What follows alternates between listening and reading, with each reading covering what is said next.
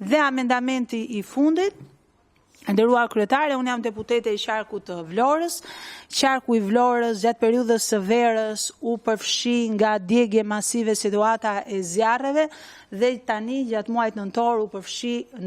me përmbytje po aq masive. Bashkitë thelbësisht të prekura janë bashki të vogla, janë bashki me buxhete shumë të vogla, janë bashki që sipas raportit të qeverisë kanë të pamundur financiarisht që të mbulojnë shpenzimet e tyre të përditshme dhe jo më fatkeqësi të tilla natyrore, siç është bashkia e Delvinës, apo që është edhe më e prekura, apo Konespoli Finiqi,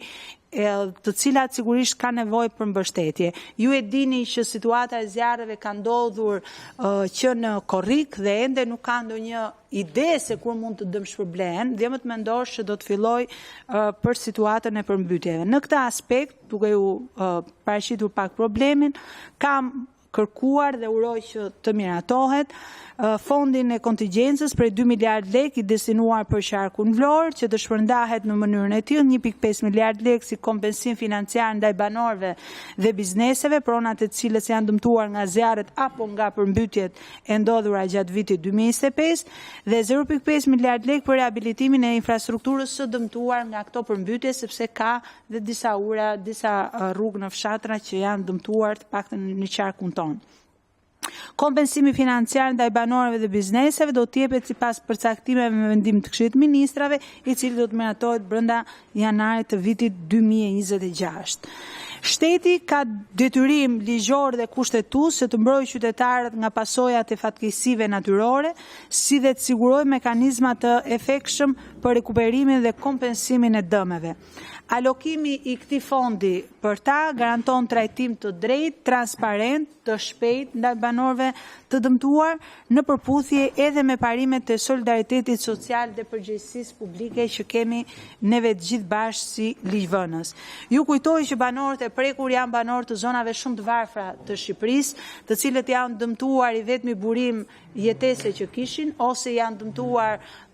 kullotat, ose janë dëmtuar pjesa e kafshëve dhe baktive që ata kishin mbashtruar, ose shtëpitë e tyre. Dhe keni parasysh që për të rinisur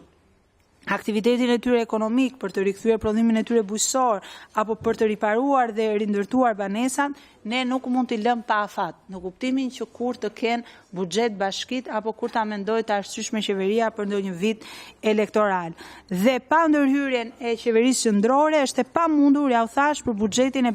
bashkive lokale dhe ndikon që kjo popullsi të zgjedhë të largohet nga këto zona, të emigrojë dhe do të ishte edhe një dëm më I përhershëm për Shqipërinë, jo vetëm për ato banorë. Ndaj për ta mbyllur, ky amendament ka për qëllim të garantojë shpërblim të barabartë dhe pavonesa, të adresojë dy fatkeqësi natyrore në mënyrë të koordinuar, të mbështesë rikuperimin ekonomik të zonës, e cila është një zonë që ka dhe rëndësi të veçantë edhe turistike, të shmangi krijimin e vonesave me fonde ekzistuese të paqarta që nuk I kanë ende bashkit dhe sigurisht duke garantuar një proces transparent të monitorueshëm dhe në shërbim të interesit publik. Ju falenderoj shumë, nderuar kryetare, për kohën. Faleminderit.